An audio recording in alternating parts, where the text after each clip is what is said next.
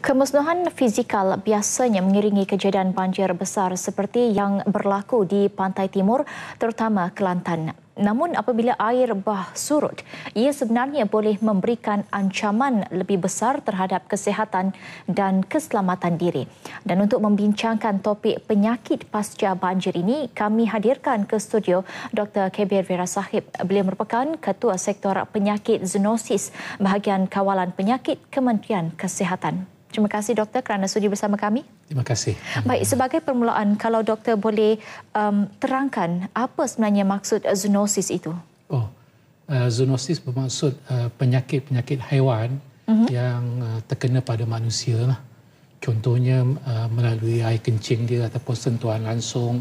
Contoh penyakit zoonosis yang biasa kita dengar ialah leptospirosis ataupun biasa juga disebut sebagai penyakit kencing tikus kan. Penyakit-penyakit lain macam brucellosis akibat minum susu mentah yang terkontaminasi dan sebagainya lah. Umumnya kita kata penyakit-penyakit haiwan yang sepatutnya di haiwan tetapi atas sebab-sebab tertentu terkena pada manusia itu dipanggil penyakit zoonosis lah. Baik, itu adalah yang bawaan daripada haiwan. Bagaimana pula dengan penyakit bawaan air yang biasanya berlaku ketika banjir ini? Okey. Penyakit-penyakit yang lazim kita temui semasa ataupun selepas banjir, Puan Priyana. Yang pertamanya biasanya ialah akibat daripada tempat yang sesak, iaitu jangkitan saluran pernafasan atas lah, macam sesama, batuk. Lepas tu jangkitan kulit, gatal-gatal, kadang ruam. Seterusnya yang penting ialah penyakit jangkitan saluran usus.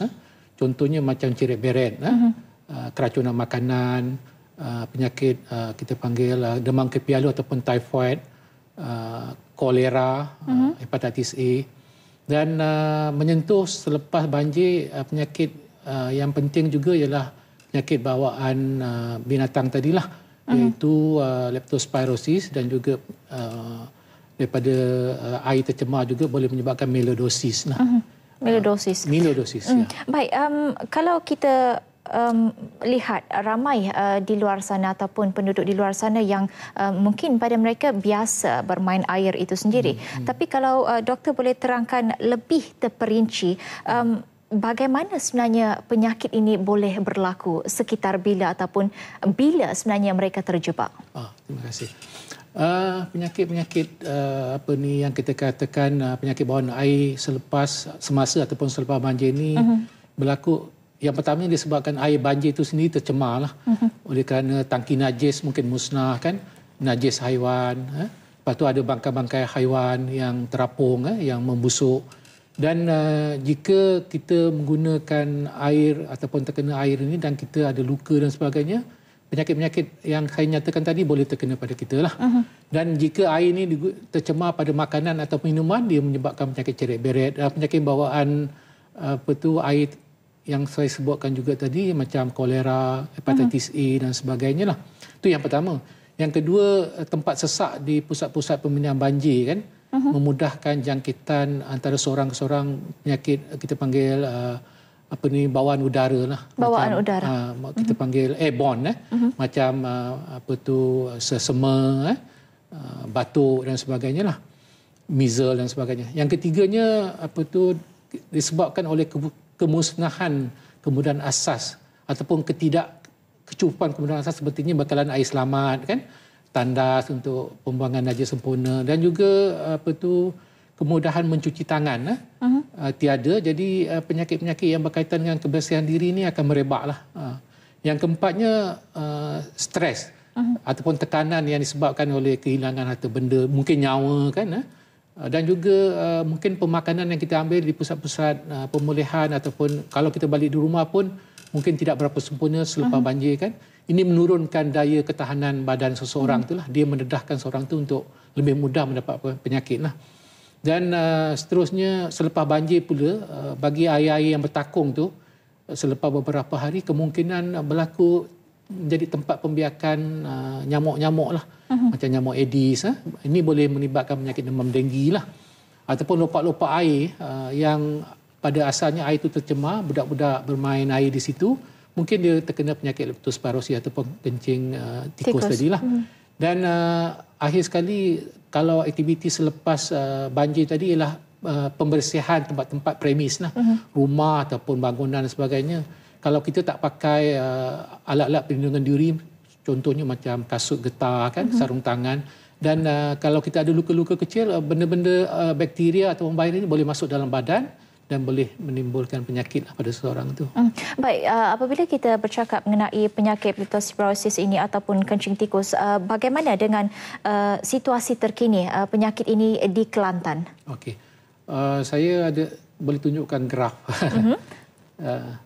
Okey, sementara nak tunjukkan graf, saya ada bawa graf tadi. Penyakit leptospirosis ni sebenarnya dia sepanjang tahun ada. Tetapi oleh kerana banjir, tanah ataupun air yang tercemar tadi ada di mana-mana. Jadi sama ada kita terpaksa meredah air kan di masa banjir. Jadi kita mudah dijangkitilah dengan sebab-sebab yang cakap tadi. Kalau kita tengok graf di Kelantan tu, kita ada dua graf yang kita katakan. Satu, input notifikasi, iaitu pemberitahuan penyakit kencing tikus tu memang meningkatlah. Nombor duanya, kes yang disahkan. Maknanya disahkan. Pemberitahuan, contohnya untuk minggu pertama tahun 2015 kan, kita ada 160 kes leptospirosis yang dilaporkan di negeri Kelantan. Tapi yang itu belum disahkan, Puan Pena. Disahkan ialah 22 lah. Hanya 22 sahaja. Untuk minggu kedua tahun 2015, kita ada setakat ini ada 105 kes yang dilaporkan. Seperti graf yang kami lihat ini. Kalau kita lihat graf yang berwarna coklat itu yang dilaporkan lah. Yang dilaporkan. Yang lain berwarna merah tu ialah yang disahkan. Disahkan. Maknanya kalau minggu pertama tu dilaporkan lebih kurang 160. Kalau tak silap saya. Lepas tu disahkan dalam 22. Pada minggu kedua setakat ini 105, disahkan 30 lah.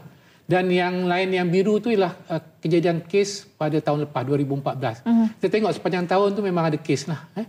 Apa yang Kementerian Kesihatan perlukan ialah kesedaran sama ada pengamal perubatan dan juga orang awam tentang kemungkinan besar berlaku wabak leptospirosis. Jadi segera ambil langkah-langkah pencegahan dan segera dapatkan rawatan lah, supaya kita kalau boleh ada peningkatan. Kalau kita tengok graf warna merah dengan graf warna line, garis warna merah dengan biru, tapi masih dalam lingkungan bukan terlalu luar biasa. Kalau kita tengok graf warna biru pun pada minggu-minggu tertentu, minggu 35, 37 tu tinggi kan. Betul. So kita tak nak dia melepasi daripada apa yang kita ada pada tahun lepas lah. Kita bersedialah untuk itu. Bersedia untuk menghadapi. Maksudnya semua kes yang diterima ini adalah anggaran semasa kita menghadapi banjir ataupun selepas banjir itu? Itu daripada 23 hari bulan. Daripada 23 hari bulan kita start banjir besar kan. Luar biasa, kita mula memantau. Sebenarnya sepanjang tahun kita memantau, tapi kita memantau setiap minggu lah. Tapi untuk masa pasca banjir ni setiap hari lah. Peningkatan dia. Baik, jika seseorang itu dibawa ke hospital dan diberitahu kemungkinan besar menghidapi ataupun ada simptom-simptom kencing tikus ini, berapa lama tempoh untuk mengesahkan bahawa dia benar-benar terjangkit ataupun tidak? Kita untuk ujian makmal, kita ada dua lah. Satu kita panggil rapid test kit lah. Yang ni untuk ujian saringan ataupun screening. Yang tu beberapa minit saja kita boleh dapat tahu lah. Tapi untuk mengesahkan confirm kan, kita mengambil masa mungkin 1 atau 2 hari lah. 1 atau 2 hari. Dan apa? Tapi rawatan kita akan mulakan berlangsung pada pakar yang merawat ataupun doktor yang merawat tu lah. Kita tak tunggu disahkan baru kita merawat, tidak. Kalau kita jangka dia leptospirosis, kita akan startkan rawatan. Dan kalau dia bukan leptospirosis, kita akan tukarlah rawatan yang bersesuaian. Mungkin doktor boleh kongsikan kepada mereka di luar sana apa sebenarnya cara pengubatan untuk penyakit ini? Okey, pengubatan penyakit leptospirosis sebenarnya adalah penyakit bawaan bakteria, leptospira kan. Bakteria umumnya kita gunakan antibiotik lah, ubat membunuh kuman kan. Dan antibiotik yang kita gunakan memang terdapat di semua hospital. Macam doxycycline, azithromycin dan sebagainya. Tadi tak ada masalah. Isu dia ialah kita kena kesan awal. Sebab kadang-kadang kalau lambat datang kan, dia demam dah mungkin seminggu kan, ataupun dia sakit badan, sakit otot, baru nak datang, kadang-kadang komplikasi ataupun complication dah berlaku, kadang rawatan menjadi sukar lah. Tapi kalau pada peringkat awal, biasanya insya-Allah lah, Fiona. Baik, sebab doktor ada berkata tadi, simptom untuk penyakit leptosirosis ini ataupun kencing tikus ini mengambil masa yang agak lama baru kita dapat mengesan simptom dia selepas seminggu ataupun dua. Mungkin doktor boleh berikan satu simptom yang paling ketara untuk mereka dengan segera merujuk kepada pakar perubatan. Okey. Masa incubation period ataupun masa pengeraman daripada pendedahan kepada cecair air ataupun tanah yang tercemar hingga timbul tanda-tanda leptospirosis ini berbezalah. Ada 1 minggu, 2 minggu hingga menjangkau ke 3 minggu lah. Tapi biasanya dalam masa 10 hari lah. Tanda-tanda yang biasa kita kesan yang pertama ialah demam lah. Demam dan sakit-sakit sendi ataupun sakit-sakit otot lah. Kalau ada kekuningan mata itu biasanya agak teruk lah. Dan kadang-kadang ada ruam, sakit sendi dan kadang-kadang sakit-sakit lain lah macam cerit-berit. Tapi yang paling penting demam dan 1 atau 2 minggu sebelum tu ada, bukan saja kita mangsa banjir, kadang-kadang orang datang membantu kan, dia balik ke tempat asal dia, jadi dia tak ingat kawasan dia mungkin tak banjir kan. Betul. Jadi bila dia pergi berjumpa doktor, dia kena cakap yang dia datang ke Pahang ataupun Kelantan membantu mangsa banjir. Dia pernah ke kawasan banjir. Kawasan tu banjir. Jadi doktor akan lebih fokus lah untuk sebab penyakit demam ni sebenarnya macam-macam, Fiona. Jadi kalau kita tahu, jadi kita beri prioriti lah untuk mengesan penyakit leptospirosis. Macam saya cakap tadi, penyakit leptospirosis adalah penyakit bakteria dan biasanya boleh dirawat dengan antibiotik yang sedia. Boleh dirawat dengan antibiotik. Baik, golongan yang paling senang untuk mendapat penyakit ini, adakah semua terdedah dengan senang ataupun ada di peringkat kanak-kanak, dewasa ataupun golongan warga emas? Okey. Semua golongan berisiko untuk dapat. Tapi penyakit leptospirosis ni biasanya kita tersentuh dengan tanah ataupun air yang tercemar dan kita biasanya ada luka-luka kecil. Jadi daripada situlah bakteria tadi senang masuk ke dalam badan. Ataupun kadang-kadang kita gunakan air yang tercemar tadi, kita terminum ataupun kita tidak masak air itu tadi. Jadi itu pun mungkin. Tapi yang biasanya ialah melalui luka-luka kecil lah. Sebab tu kita cakap kalau boleh jangan meredah ataupun mengharung air banjir. Tapi kalau terpaksa juga, kalau ada luka-luka, kita kena balut luka-luka tadi. Ataupun memakai peralatan yang sesuai. Peralatan sesuai. Dan kalau kita selepas terdedah tu, kalau boleh kita bersihkan badan kita dengan sabun supaya kuman-kuman tadi terhindar daripada itu. Baik, di awal perbincangan tadi doktor ada mengatakan satu penyakit milodosis. Adakah ia satu penyakit baru ataupun sudah lama sebenarnya tetapi jarang didengari? Ya. Penyakit milodosis sebenarnya bukan penyakit barulah. Dia dah lama ada dan sepanjang tahun pun ada. Dia penyakit disebabkan oleh bakteria juga yang ada dalam tanah. Bucodioria pseudomallate. Hanya dalam tanah? Hanya dalam tanah. Tetapi apabila berlaku banjir ataupun hujan yang lebat, tanah ni terhakis, bakteria tadi terdedahlah. Dan dibawa oleh arus air dan jadi dia mencemarkan persekitaran kita lah. Sebab biasanya dalam rumah tak ada tanah kan, tapi kalau selut yang dibawa tadi tercemar, jadi dalam rumah kita pun kemungkinan. Sebab tu masa aktiviti pembersihan tu kena pakai boot lah supaya kita tak, cara dia masuk sama juga melalui sama luka-luka seperti kecil, leptosirosis ini, tapi ditambah juga dengan terhidu. Kadang-kadang apabila selepas banjir tanah tadi kering berdebu kan, jadi bila ditiup angin ataupun kita pakai water jet kan, kadang-kadang semburan itu menyebabkan bakteria tadi terhambur keluar lah. Kalau kita sedut pun kita boleh dapat masuk dalam paru-paru kita lah. Masuk dalam paru-paru. Sebab tu kalau kawasan tu berdebu, kalau boleh pakai tutup mulut lah. Ataupun kita panggil mask, topeng mulut tu lah. Jadi jangka masa untuk kita mengesan bahawa kita sebenarnya terjebak ataupun terjangkit dengan penyakit milodosis ini, adakah jangkanya sama seperti leptosirosis? Lebih kurang. Biasanya 1 atau 2 minggu lah. Tapi kadang-kadang boleh menjangkau ke 3 minggu. Satu perkara yang penting tentang leptospirosis yang kita perhatikan ialah, Fiona, kalau kita ingat Lubuk U di Maran, Pahang, di mana ada pelajar lemas dan 8 orang mati disebabkan penyakit milodosis. Dan untuk makluman, semua kes yang meninggal itu adalah mengalami penyakit kencing manis. Jadi bagi mereka, diabetes mellitus. Mereka adalah golongan yang paling senang. Paling risiko. Sebab penyakit kencing manis ini memang didapati memang senang dijangkiti oleh bakteria ini. Dan Jadi, simptom dia juga sama atau bagaimana? Simptom dia juga tidak spesifik. Yang penting demam. Dan kadang-kadang penyakit melioidosis ini kadang-kadang disebabkan terhidu tu dia boleh masuk ke dalam paru-paru, menyebabkan jangkitan pernafasan lah, macam batuk, sesak nafas, ataupun kadang-kadang dia boleh masuk ke dalam peredaran darah dan menyebabkan sakit pada sendi-sendi, dan juga boleh menyebabkan abses ataupun pembekakan bernanah lah di tempat-tempat tertentu. Baik, mungkin seperti yang saya sering kali katakan, mereka yang berada di kawasan banjir di Pantai Timur kali ini, mereka sudah biasa dengan keadaan banjir, bermain air dan sebagainya. Tetapi kalau doktor boleh terangkan kepada mereka, jika tidak mendapat rawatan segera akibat penyakit yang telah kita bincangkan tadi, apa mungkin kesannya kepada mereka? Ya, bagi mereka-mereka yang terlibat dalam banjir, kita bersimpatilah kerana untuk mengelakkan air banjir itu agak sukarlah. Walau bagaimanapun ada langkah-langkah pencegahan sebagaimana saya cakapkan tadilah. Di mana mungkin pakai peralatan untuk pembersihan kan, getah, dan jika ada luka-luka kecil tu kita kena balutlah dengan pembalut yang kalis air yang tidak tembus air. Dan bagi mereka yang ada penyakit-penyakit kronik macam saya cakap tadi, kencing manis kan, ataupun sakit buah pinggang, hemodialisis kan, kalau boleh elakkanlah bersentuhan dengan air-air banjir ni, sebab kemungkinan tercemar tu tinggilah.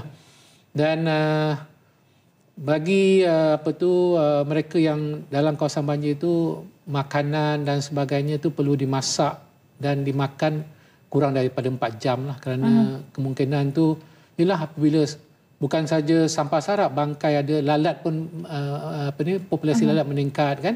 Jadi kemungkinan pencemaran tu berlaku tinggilah. Dan air pastikan dimasaklah. Kalau boleh kita dapat bekalan air botol. Sekarang ni kementerian ataupun NGO ataupun dermawan menghantar air botol, mungkin digunakan air botol lah. Sebab bekalan air yang diadakan saya tak pastilah sama ada dia betul-betul selamat atau tidak, sebab ni masa darurat kan.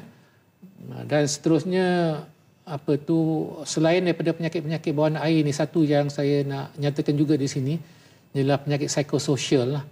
Maksudnya tekanan, kemurungan, keresahan. Ini akibat daripada kehilangan harta benda, rumah, mungkin sanak saudara dan sebagainya.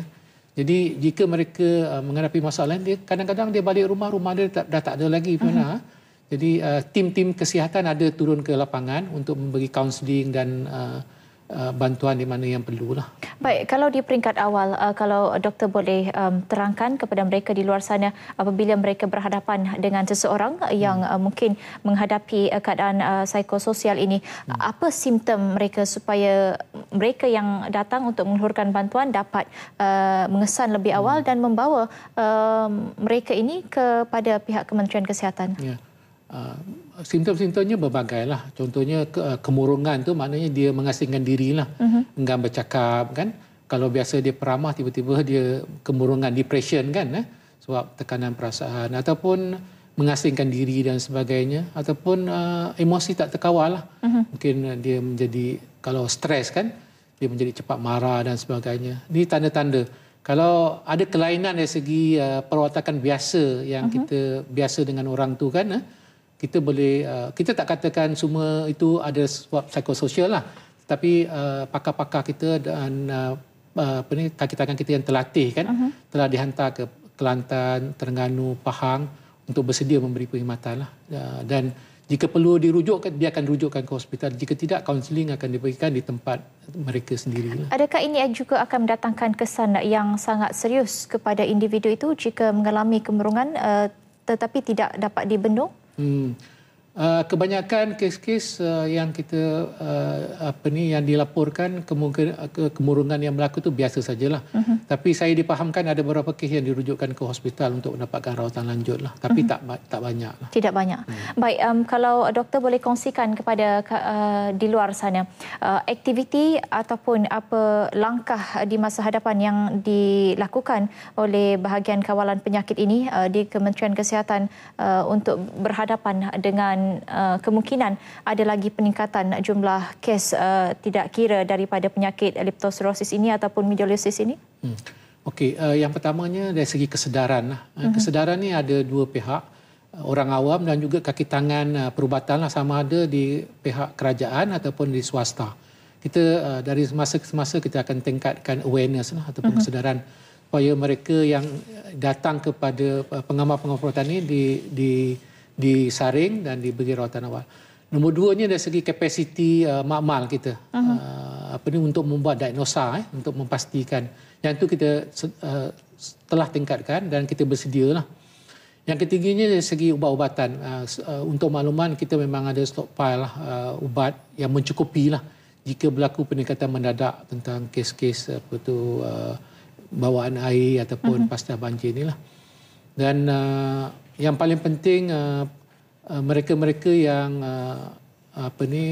dapat sakit selepas banjir atau semasa banjir dapatkan rawatan segeralah. Bukan saja rawatan fizikal tu penting dan rawatan mental lah yang saya cakapkan tadi. Fizikal dan mental sangat penting. Baik, terima kasih kami ucapkan kepada Dr. Kebir Vera Sahib. Beliau merupakan Ketua Sektor Penyakit Zoonosis Bahagian Kawalan Penyakit Kementerian Kesihatan. Ambil langkah berjaga-jaga dan berjumpa dengan pakar jika mengalami simptom seperti yang dibincangkan tadi. Terima kasih sekali lagi kami ucapkan. Terima kasih Puan Fiana.